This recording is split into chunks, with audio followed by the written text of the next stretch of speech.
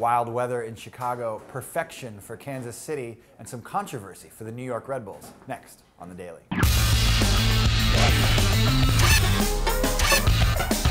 Hey everybody, happy Monday and welcome to the Blue Polo Shirt edition of The Daily. Here with Andrew Wiebe, I'm Nick Fershaw, looking back at the biggest headlines from Week 6 in MLS, and we'll start with the action from Sunday night. The Chicago Fire at home against the Houston Dynamo. This one ends in a 1-1 draw. Mother Nature called this one quits early. Before that, though, Logan Pause with a goal and Will Bruin with the goal for the Houston Dynamo. Yeah, strange one all around for Chicago and Houston. Game gets stopped after 13 minutes for Lightning. They wait 70 minutes. There's some questions as to whether it will go on. And then when they come back, 2 goals in a 3-minute span.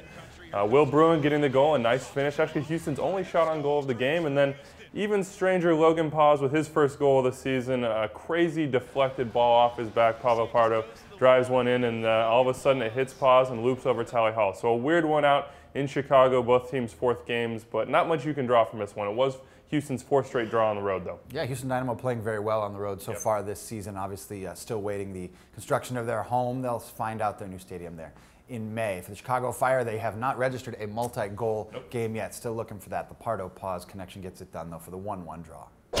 Well, the biggest game from the weekend and maybe the best game of the MLS season so far from Saturday night, Sporting Kansas City at home against Real Salt Lake. A 1-0 win for Kansas City. That keeps them perfect on the season, 6-0. But got to say, this one felt like a playoff game even in April. Yeah, the tactics were a little bit more advanced than we normally see, but this one all came down to defense on both sides of the ball. RSL did a good job, but once again, it's Sporting Kansas City really taking it to an opponent at home. They're 4-0 there this season. They almost continued that no shots on goal streak.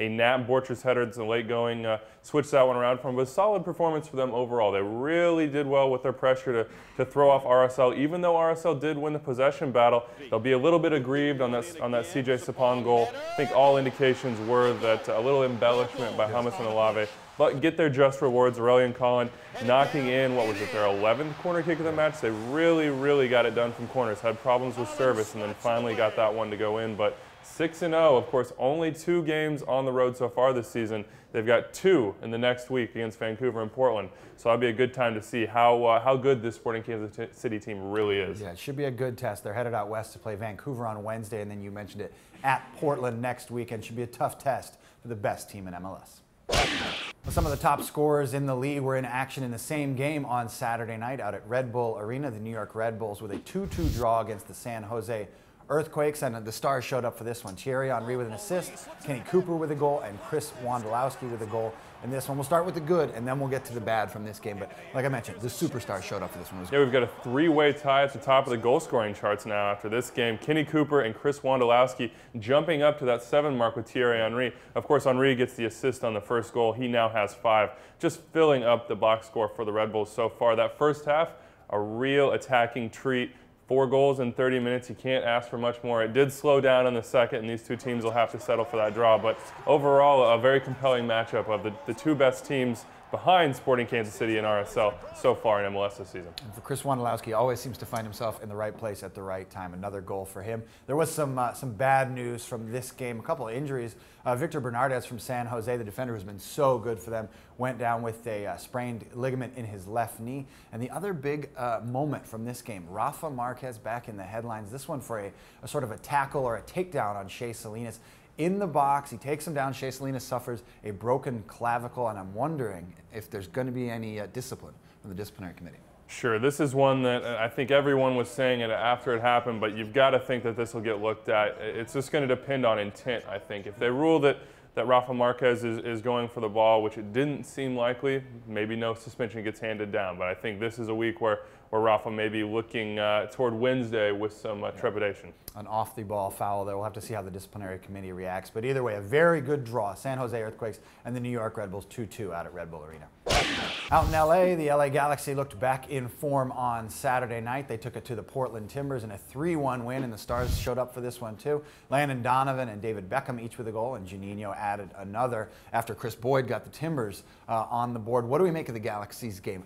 A nice win for them after a couple losses. Yeah, a very nice one. Yes, they left it a little bit late for sure. In the first half, was certainly mostly Portland's, but when Landon Donovan gets that goal in the 44th minute, I think everybody in the park and everybody watching probably thinks, okay, now we're going to see the LA team that we've been expecting. Maybe in the second half things get turned around. And like I said, they took their time, but they come in, Juninho and David Beckham, 2 highlight strikes. And on the flip side, man, Portland, their 3rd straight loss after having a lead.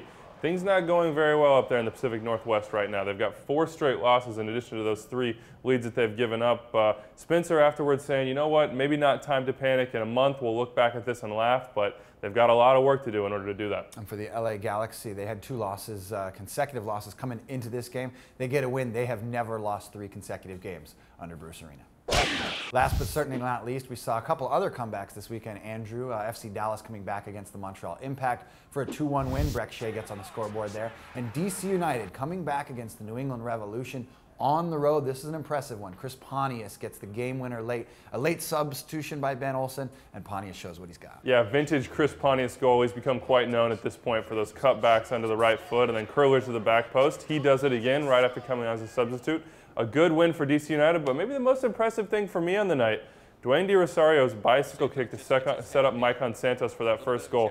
I don't know of anybody else in MLS who can do that, or let alone is going to think about trying that. So even though he hasn't necessarily been his normal self this year, another bright moment for him, and DC seems to be moving in the right direction. And in the losing effort for the New England Revolution, Jose Moreno gets his first goal. The Revs going to lean on him heavily up top, but they came up short in this one against DC United. You can find a list of all the games from the weekend, all the final scores up in Seattle and everywhere else, all the big games. Log on to MLSsoccer.com, and you can also find the latest edition of the Extra Time Radio podcast. That's going to come out on Monday, and our series Power 5. This week we're going to look at the best penalty kick stoppers in the league. You can find the first edition, number 5, on Monday on MLSsoccer.com.